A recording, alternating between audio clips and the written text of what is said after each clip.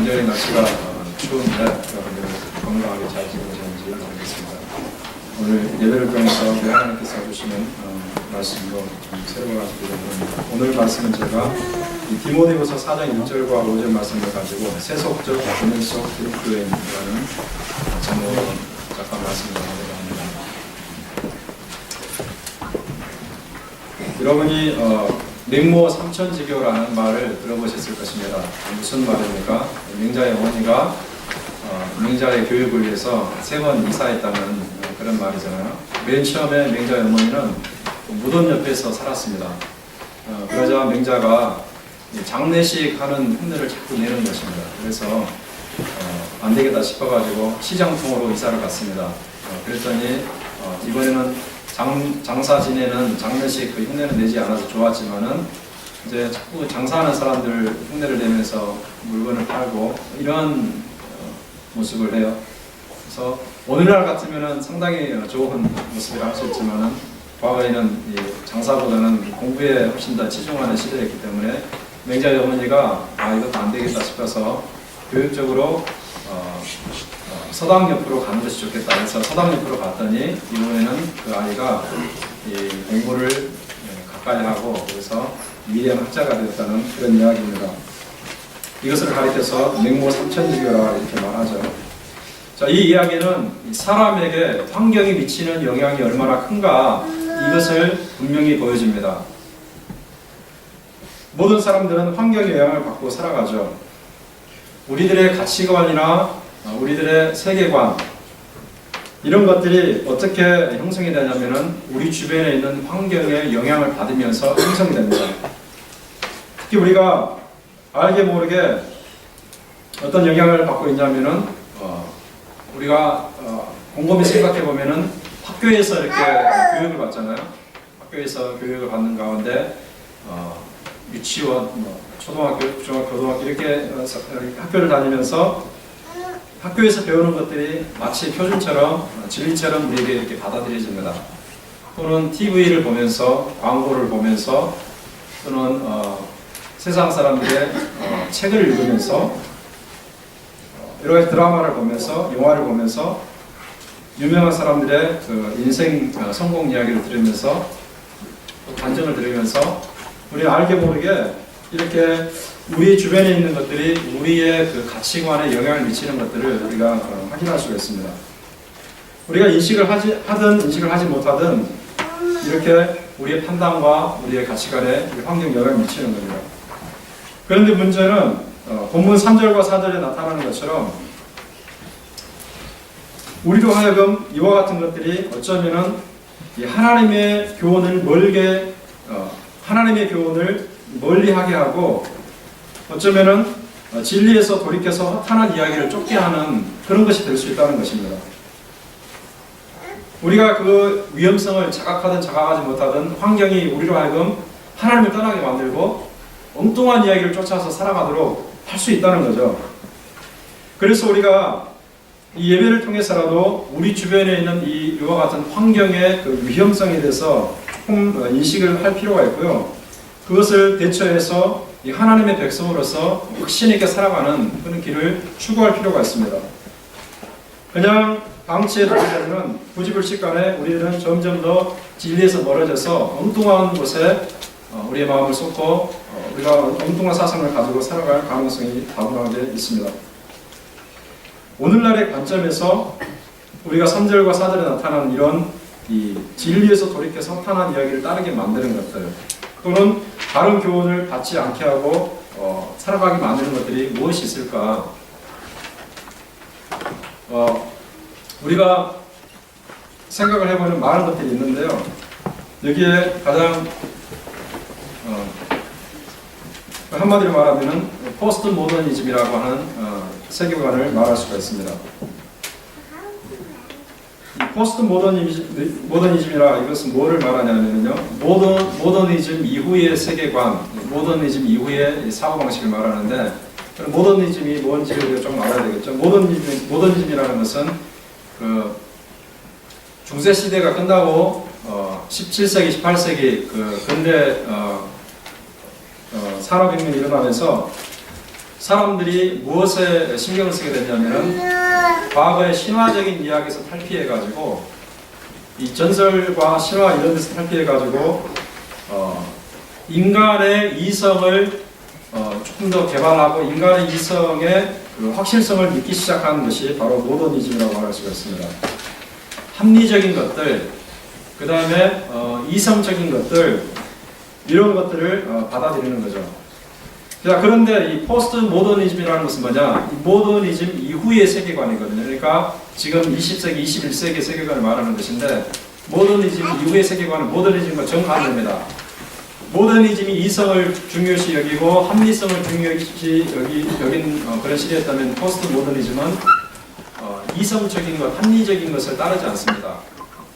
굉장히 난해한 사상으로 기울어지고 있는데 좀 더 쉽게 말하면 합리성을 부정하고 절대 진리를 부정하고 또 권위를 부정하고 혼합주의를 추구하는 것이 이런 포스트 모더니즘이라고 말할 수가 있습니다. 우리가 하나씩 이것을 보자면은 첫 번째는 합리성 또는 이성적인 판단을 부정하는 것이 포스트 모더니즘입니다. 19세기만 해도 부정되었던 이것들이 오늘날에는 허용되고 오늘날에는 더 그런 것들을 추구하는 경향이 있는데 현저하게 우리가 어떤 예를 볼 수 있냐면 마술 같은 것들을 사람들이 많이 신경을 씁니다. 마술이나 동양의 신비주의 이런 것들을 사람들이 가까이 합니다. 초월 명상을 가까이 하고 영적인 것들을 가까이 하고 18세기나 19세기에는 멀리했던 것들, 영적인 것들, 그 다음에 신비한 것들, 그 다음에 마술과 같은 것들, 환상과 같은 것들, 그 다음에 죽었다가 살아나는 그런 이야기 같은 것들, 이런 것에 관심을 기울이는 시대가 바로 오늘날 우리가 살아가고 있는 시대입니다. 합리성을 부정하는 거죠. 또 기존의 이 전통이나 권위를 부정합니다. 탈권위성이라고 말할 수 있습니다. 권위를 부정하고 전통을 부정하는 것입니다. 과거에는 어떠했냐면은 어떤 권위자가 이 자리에서 말하게 되면 그것을 진리로 받아들이는 그런 때가 있었습니다. 그런데 오늘날에는 어떻게 되냐면은 권위자가 말했다고 해서 그것이 사람들이 그냥 그대로 받아들여지는 것이 아니라 이렇게 말하면 끝납니다. 나는 그렇게 생각하지 않는데요. 이렇게 말하면 끝나버립니다. 당신이 아무리 권위자의 자리에서 그렇게 말한다 할지라도 내가 그렇게 생각하지 않기 때문에 그것은 나에게 진리가 되지 않습니다. 이렇게 생각하는 거죠. 아버지가 말했다고 해서 또 교회 목사가 말했다고 해서 교장 선생님이 말했다고 해서 어떤 박사가 말했다고 해서 대통령이 말했다고 해서 그것이 권위적인 것으로 받아들이지 않는 것이 오늘날의 현상이라고 말할 수가 있습니다. 자기보다 더 높은 존재를 인정하지 않으려고 하는 거죠. 모든 일의 판단이나 결정을 자기 스스로의 생각, 자기 스스로의 감정, 자기 스스로의 느낌으로 판단하는 것입니다.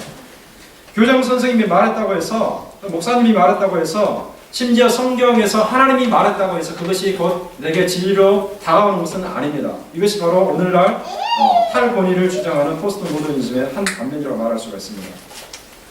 이 권위 부정이 성경에 대한 것이 되고 하나님에 대한 것이 되기 때문에 문제가 되는 것이죠. 성경이 말씀했기 때문에 순종하는 것이 아니라 내 생각과 감정이 그것을 원하기 때문에 따르는 것이라 이렇게 주장합니다. 이와 같은 내용이 사실상 구약시대의 사사기 때도 있었는데요.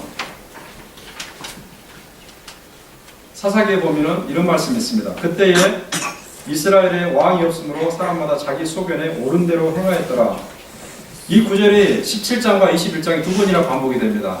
그만큼 이 사사기 저자는 이것을 강조한다는 거죠. 이스라엘에 왕이 없으므로 사람마다 자기 소견에 옳은 대로 행했다. 이거 무슨 말인가? 물론 표면적으로 보면은 왕정이 들어서기 전에 이스라엘 백성들이 다 자기 개인의 감정에 따라 살아갔다는 것인데 용적인 깊이로 들어가 보면은 이 시대는 사람들이 하나님을 왕으로 인정하지 않았다는 거죠. 하나님을 최고의 판단자로 인정하지 않고 자기의 느낌과 자기의 상황에 따라서 모든 것을 재단하고 판단하는 때가 바로 이때였다는 것을 말합니다. 이 시대가 대략 350년 정도 됐습니다. 350년간 지속됐는데 놀라운 사실은 이 시대가 이스라엘 역사상 영적으로 가장 어두운 시기였다는 사실입니다. 하나님을 배제하고 자기의 주관과 자기의 감정과 느낌을 따라 살아갔던 이 시대가 영적으로 가장 암흑 시기, 영적으로 가장 어두운 시기라는 것을 우리가 볼 때 굉장히 놀라운 사실입니다. 하나님을 인정하지 않으면 우리는 영적으로 타락할 수밖에 없다는 것을 알 수 있는 것입니다. 고대 그리스 철학자 가운데서 이 프로타고라스라는 철학자가 있는데 이 사람이 이와 같은 사상을 주장했습니다. 인간은 만물의 척도다. 이게 무슨 말이냐면요. 세상의 옳고 그름을 정하는 것은 절대자가 아니라 절대자의 그 진리가 아니라 인간 개개인의 판단이라는 것입니다. 내가 저것이 옳은 것으로 판단하면 그것은 옳은 것이고 내가 저것이 그런 것이라고 판단하면 저것은 그런 것이다. 제 아무리 신이 제 아무리 어떤 세상의 모든 주류가 그것을 진리라고 인정한다 할지라도 내가 그것을 옳지 않다고 생각하면 그것은 옳지 않은 것이다. 세계 중심이 자신이라고 생각하는 거죠. 세계 중심이 신이 아니라 내 자신 중심이라고 얘기를 하는 것입니다. 그래서 나의 모든 경험과 나의 모든 감정과 나의 모든 생각을 따라서 의사결정이 이루어집니다. 이것이 영적으로 오게 되면 어떤 일이 발생하게 되냐면요. 성경을 읽고 나서도 성경을 듣고 나서도 그 성경의 옳고 그름을 성경의 그 진리성을 권위성을 인정하는 것이 하나님이 아니라 성경 저자가 아니라 이것을 읽고 지금 듣는 내 자신이라는 거죠. 최종 해석자가 성경 최종 해석자가 내 자신이라는 것을 말하는 것입니다. 성경을 읽고 나서 이 성경의 원저자가 무엇을 말했는지 그것에 관심이 없습니다. 성경의 원저자에게 감동을 주셔가지고 말씀하게 하신 하나님의 뜻이 뭔지 관심이 없습니다. 단지 내가 읽고 나서 이거에 감동을 받았다. 그럼 이것은 진리가 되는 것이고 읽었는데 이 말씀은 영 이렇게 개운치 않다. 이 말씀은 영 입맛이 없다. 그러면 이 말씀은 진리가 되지 않는 것입니다. 그래서 내 취향에 따라서 성경 말씀을 취사 선택하는 거예요. 이 말씀은 그래 진리지. 이거 받아들여야지. 이 말씀 보니까 너무나 이거는 나에게 맞지 않아. 나에게 너무나 터무니없는 것을 요구하는 것 같아. 이거는 말도 안 돼. 생각에 따라서 이거는 논리적이지 않아. 이것은 다 되지 않은 것입니다. 이것이 바로 오늘날 포스트 모더니즘에 물들어 있는 성경을 접근하는 사람들의 자세입니다. 오늘날 우리가 큐티 할 때도 조심해야 됩니다. 이 한국교회 큐티가 거의 일반화되었는데 큐티가 아주 좋은 것입니다. 고요한 시간에 하나님의 말씀을 읽으면서 오늘 어떻게 살아갈 것인가를 이렇게 묵상하면서 적용하는 시간이 큐티하는 시간인데 큐티에 있어서 우리가 주의할 점이 뭔가 그냥 이 말씀 읽어서 나에게 부딪히는 것만 받아들이고 그렇지 않은 것은 배제해버리는 그리고 성경 원저자의 뜻과는 전혀 성경 원저자의 의도와는 전혀 관계없이 무조건 내 상황에 맞춰서만 해석하려고 하는 그런 경향 이것을 우리가 조심해야 됩니다. 성경을 읽을 때도 우리가 이와 같은 포스트 모더니즘의 그런 분위기를 조심해야 되는 것이죠. 이와 같은 내용이 진리 상대주의로 연결이 됩니다. 이것은 인간이 만물의 척도라는 것과 맞물려 있는 것입니다. 하나님의 권위를 인정하지 않고 하나님의 절대 진리를 인정하지 않으면 모든 것이 상대적으로 바뀌게 되는 것입니다. 상대적으로 바뀌는 것입니다. 이것이 종교적인 측면에서 어떻게 다가오게 되냐면 종교 다원주의로 연결이 되는 거죠. 종교 다원주의가 뭡니까? 어떤 특정한 종교만이 인간을 구원하는 길이라는 것을 인정하지 않는 거죠.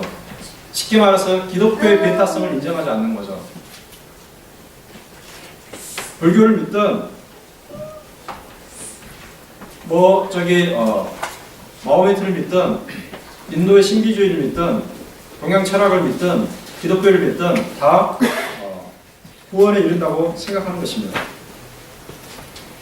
만약에 우리가 이와 같은 사상을 가지고 있다면 즉 기독교를 믿든 불교를 믿든 이슬람교를 믿든 동양 철학을 믿든 인도 신비주의를 믿든 무슨 중요한 것인가 천국만 가면 되는 것이지 그렇다면 우리는 하나님의 말씀을 기억할 필요가 있어요. 주님이 뭐라고 말했습니까?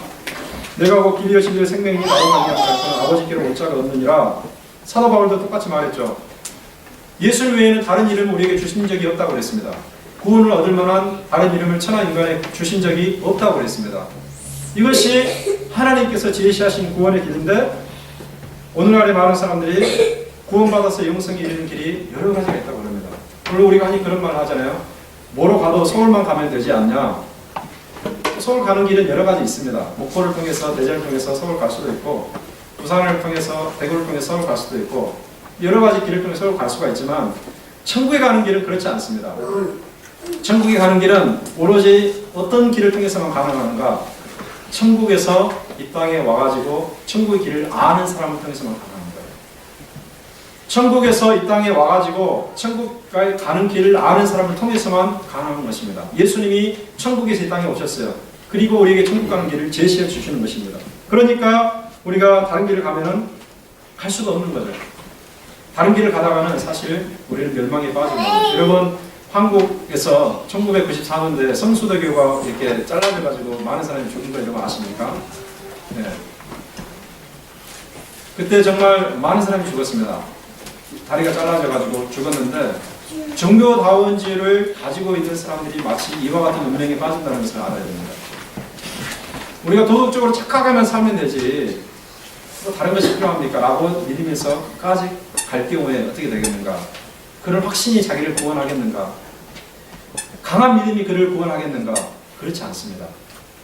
도덕적으로 올바로 살고 어떤 종교만 가져도 괜찮다고 생각해서 강한 믿음을 가지고 의심하지 않고 확신 있게 간다 할지라도 그 사람은 결국에는 성수대교가 잘라져가지고 많은 사람이 죽은 것처럼 결국에는 멸망에 빠지고 맙니다. 믿음이 강하면 강할수록 그렇게 되는 것입니다.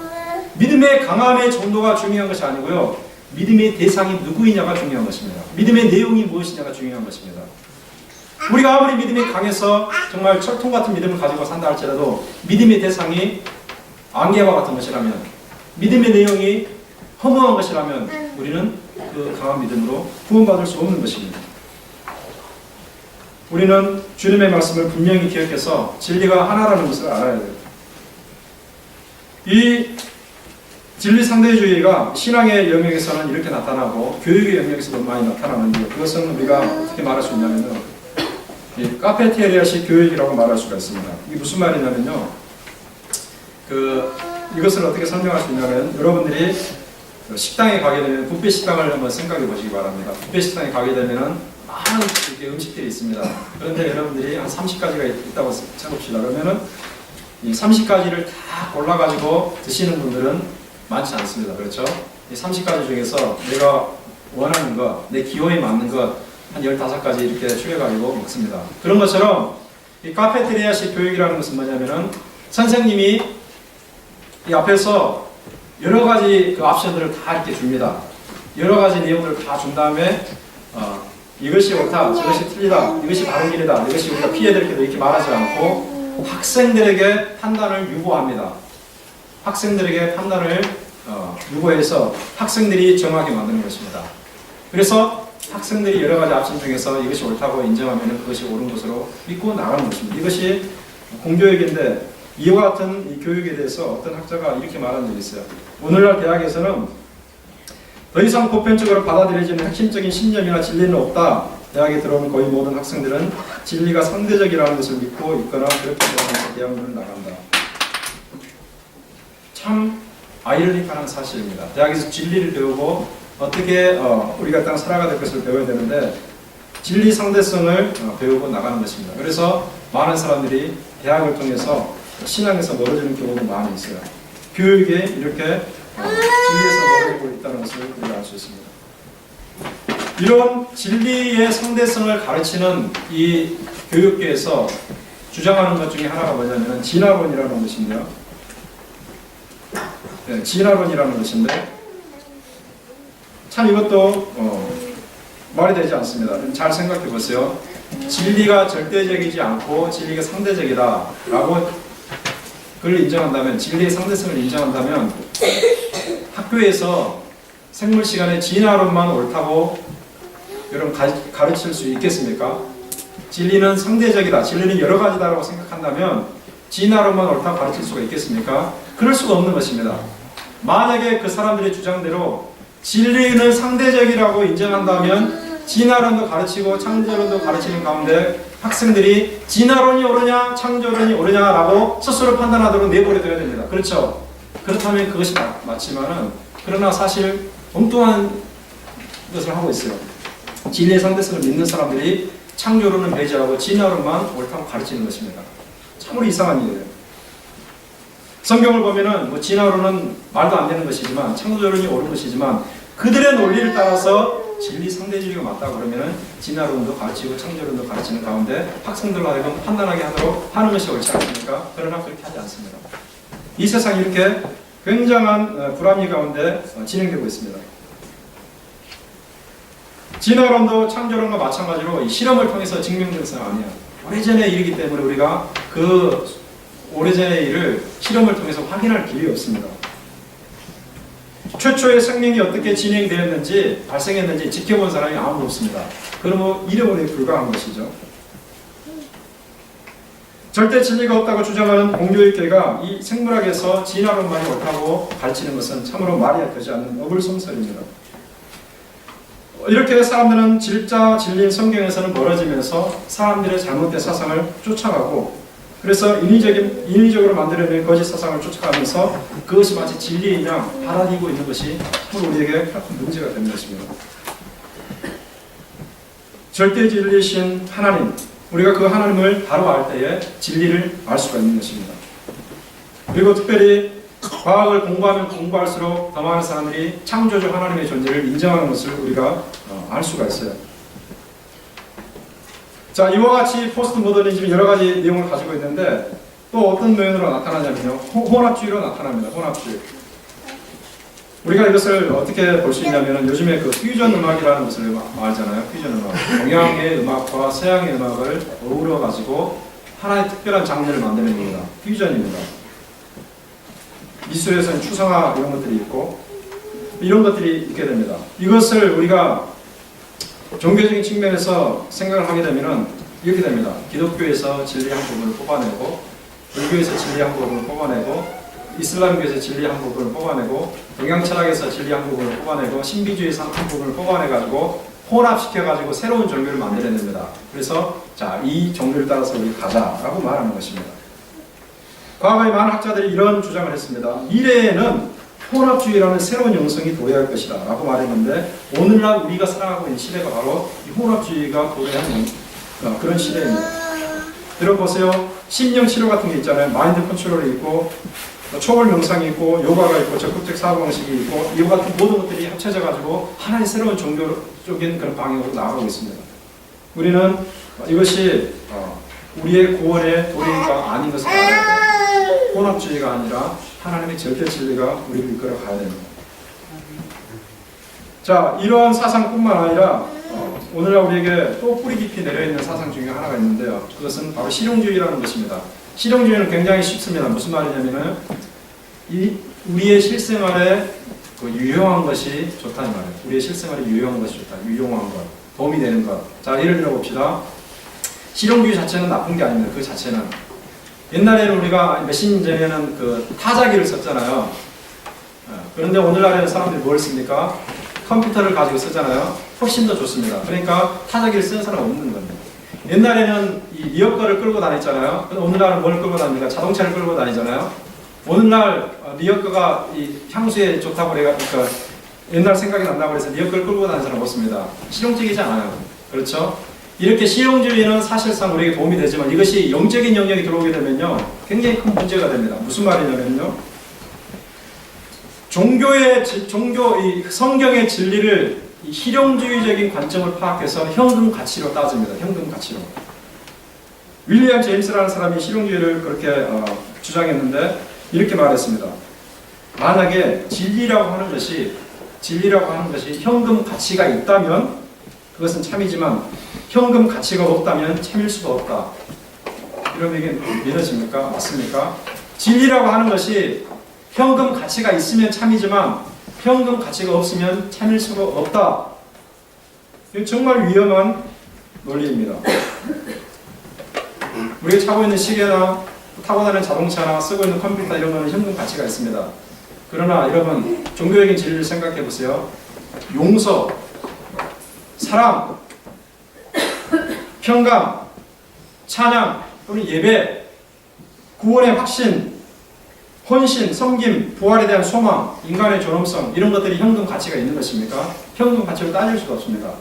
그러나 그럼에도 불구하고 하나님께서 우리에게 진리로 제시하고 있어요.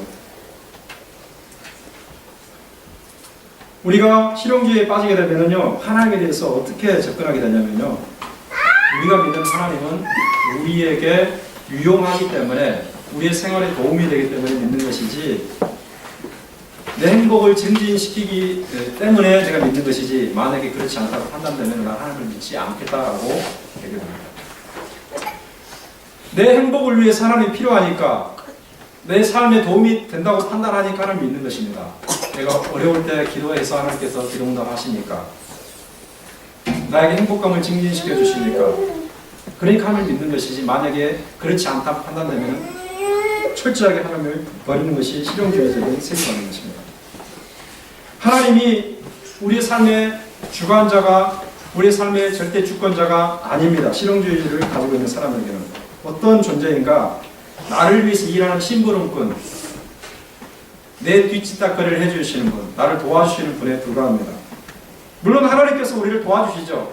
물론 하나님께서 우리에게 우리의 삶을 행복하게 만들고 우리의 삶을 도와주시지만, 그런 것으로 끝나지 않습니다. 하나님 우리의 삶의 주권자가 되시고, 우리의 삶의 결정권자가 되시고, 우리의 삶을 이끌어 가시는 분입니다. 어떤 신학자가 이런 실용주의적인 세계관을 가지고 살아가는 사람들에 대해서 꼬집어 말한 게 있는데요. 어떻게 말했냐면요, 현대 기독교인들은 하나님을 어떻게 생각하냐면, 경기장의 심판으로 생각하는 것이 아니라 볼보이나 그 팀을 상징하는 마스코트 정도로밖에 생각하지 않는다고 그랬어요. 여러분, 경기장에 3명 있다고 생각합시다. 심판이 있고, 그 다음에 볼보이가 있고, 마스코트가 있죠. 자, 볼보이는 뭡니까? 주전 선수들을 이렇게 뒷지닥거리 해주는 사람들입니다. 볼보이, 도와주는 사람이에요. 마스코트는 뭡니까? 그 팀의 상징입니다. 이유경께서 모자를 쓰고 다니면 자부심을 느끼는 그런 것들입니다. 심판은 뭡니까? 경기가 잘 되고 있는지, 누가 파울을 범했는지, 홈런을 쳤는지 결정하는 사람이잖아요. 그게 심판입니다. 오늘날 사람들이 하나님을 심판으로 믿지 않고 볼보이나 마스코트 정도로 생각하지 않습니다. 내가 사회생활함에 있어서 이 사회 자체가 기독교를 좋게 보고 기독교를 옹호하는 사회이기 때문에, 내가 기독교인이라 그러면 다른 사람이 인정을 받을 것 같으니까 하나님을 마스코트로 내세우는 겁니다. 그래, 나는 하나님을 믿는 그리스도인입니다 라고 내세우는 것이지, 하나님께 순종하는 삶을 살지 않습니다. 내 힘들고 어려울 때 하나님께서 도와주시면 좋으니까 기도하고 하나님의 도움을 구하려고 믿는 것이지, 하나님께 순종하고 하려고 믿는 것은 아닙니다. 여러분, 하나님 여러분에게 심판이십니까? 아니면 마스코트나 볼보이에 불과한 존재입니다. 우리가 생각을 할 필요가 있어요. 만약에 이와 같은 생각을 가지고 있다면, 신앙 때문에 어려움이 있거나 신앙 때문에 초대교회처럼 박해가 있다면요, 그 하나님을, 이 기독교를 마치 헌신책처럼 버리고 말 것입니다. 우리 하나님은 그런 분이 아님을 우리가 알아야 됩니다. 우리가 살아가는 시대가 이와 같은 여러 가지 안 좋은 사상으로 가득 차 있습니다.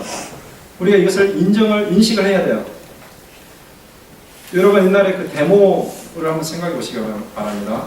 제가 학교 다닐 때 무척이나 데모를 많이 했는데, 데모 때 반드시 있는 것 한 가지가 있습니다. 뭡니까? 최루탄이 있습니다. 잘 아시겠죠?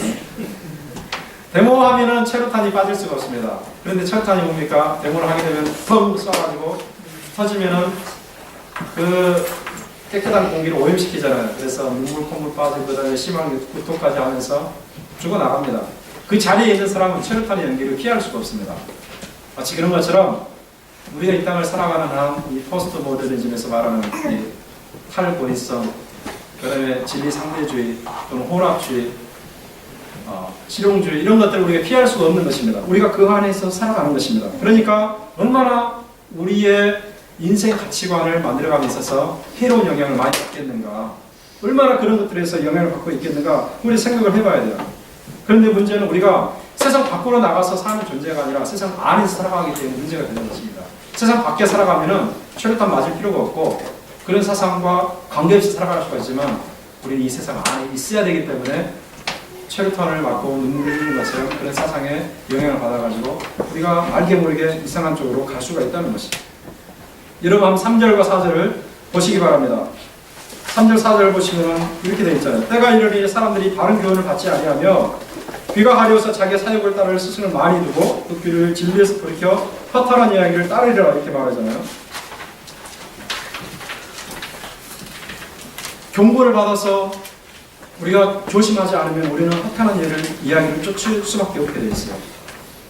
우리가 주의하지 않으면 우리는 안 좋은 쪽으로 기울어질 수밖에 없습니다. 우리 일상생활에서 여러분 좋은 이야기보다는 나쁜 이야기에 우리가 솔깃하잖아요. 좋은 이야기를 가지고 우리가 막 말을 하는 것보다는 나쁜 이야기를 가지고 이 사람이 저 사람이 가서 막 말을 하잖아요. 그런 것처럼 하나님의 진리가 있고 엉뚱한 사상들이 있는데 우리는 본성이 자꾸 안 좋은 쪽을 기울이게 되고 안 좋은 쪽을 영향을 받아가지고 그것에 빠질 위험이 많다는 것을 우리가 알아야 됩니다. 우리가 아무런 조치도 취하지 않고 이와 같은 상황에서 그냥 그렇게 살아간다면 우리는 그렇게 우리 영성이 퇴보할 수밖에 없어요. 성경 말씀에 우리가 성경 말씀을 통해서 우리가 교육을 받지 못하면 우리는 그렇게 빠질 수밖에 없는 것을 우리가 알아야 됩니다. 그러므로 중요한 것은 뭡니까? 하나님의 말씀을 연구하고 가르치고 전파하는 것입니다. 우리 함께 2절 말씀을 같이 읽어보겠습니다. 시작. 너는 말씀을 전파하라. 때로든지 무엇든지 항상 인수하라. 범사에 전수하고 가르치고 경책하며 경계하라. 우리가 살아가고 있는 세상 자체가 이런 포스트 모더니즘으로 가득 차 있기 때문에 우리가 진리의 말씀으로 계속해서 우리를 연마하고 우리 가르치고 투자하지 않으면 우리는 부지불식간에 엉뚱한 것으로 우리가 빠져나갈 수가 있습니다. 그러니까 사도 바울이 말씀을 가르치라고 그러는 것입니다. 말씀을 통해서는 우리가 잘못된 사상을 이길 수가 있고 판별할 수가 있고 다른 세상을 따라갈 수가 있는 것입니다. 사도 바울은 엉뚱한 것에 물들어 있는 사람들을 엉뚱한 이론을 어떻게 이길 수 있다고 말했냐면 오직 진리의 말씀만 이길 수 있다고 이렇게 말하는데 같이 읽어보겠습니다. 시작. 우리의 싸움은 이는 육체에 속한 것이 아니요 오직 하나님 앞에서 견고한 진리를 파하는 경고이라. 모든 일을 파하며 하나님 앞에서 대적하여 높아진 것을 다 파하고 모든 생각을 사랑과 그리스도에게 존재하니. 마치 아군에 대해서 적군이 공격해 오는 것처럼 견고한 진을 치고 공격해 오는 것처럼 진리상대주의, 탈권위주의, 혼합주의, 실용주의 이와 같은 사상들이 우리 앞에 공격을 해오고 있습니다. 틈만 보이면 무너뜨리려고 하는 것입니다. 이와 같은 견고한 진을 깰 수 있는 것이 무엇입니까? 하나님의 말씀입니다. 하나님의 진리의 말씀입니다. 그래서 이것을 공부를 해야 돼요. 여러분 좀 딱딱하지만요. 여러분들이 이 책도 읽을 필요가 있어요. 오늘날에는 많은 사람들이 좀 책을 멀리하는 경향이 있습니다. 왜 그러냐면요, 여러분이 세상을 잘 진단해 보면은 오늘날의 세상은 어떤 세상이냐면요, 이 영상이 주가 되는 시대라고 말할 수 있습니다. 이해되시죠? 우리가 과거에는 전화기도 그냥 전화로 받는 것이었지만 자꾸 시대가 가면 갈수록 전화기 안에 모든 기능이 다 포함돼가지고 전화기 보면서 살아가잖아요. 전화기를 보면서 컴퓨터를 보면서 TV를 보면서 우리는 영상 시대를 살아가고 있기 때문에 이와 같은 시대에 주의할 점이 뭐냐면 문자에 우리가 집중하기 어렵다는 거죠. 오늘날 이 청소년들이라든지 대학생들 보면요, 굉장히 책 읽는 것이 어렵습니다. 책 한 권 떼는 것이 어려워요. 그것이 그럴 수밖에 없는 것입니다. 시대 자체가 영상 시대이기 때문에 영상에 익숙해져 있기 때문에 문자를 읽기가 어려운 것입니다. 책을 멀리하고 그러면요, 우리는 생각의 깊이가 얇아지고 또 여러 가지 생각을 함에 있어서 여러 가지 어려움을 당하게 됩니다. 좀 힘들긴 하지만 우리가 책을 읽을 필요가 있습니다. 책 중에서도 성경을 이해하게 하는, 여러분 성경 주석 같은 것도 좋습니다. 목회자만이 성경 주석을 읽는다고 생각해서는 안 돼요.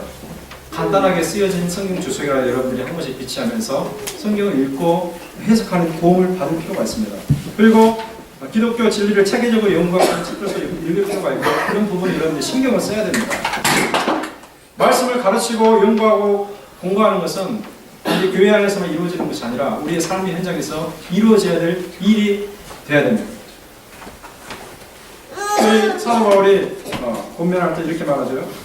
2절 다시 보시면은 범사의 오래 참음과 가르침으로 경책하며 경계하며 권하라 이렇게 말하죠. 범사의 오래 참음과 가르침으로 경책하며 경계하며 권하라.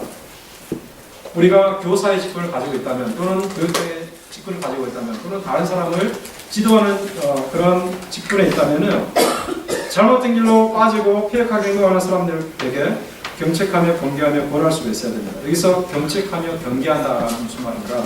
경책하며 경계한다는 것은 동일한 단어가 어디에 쓰냐면요. 요한계시록 3장 19절에 또 쓰이는데 어떤 맥락에서 쓰였냐면 주님께서 사랑하시는 자를 책망한다, 이 맥락이 있었습니다.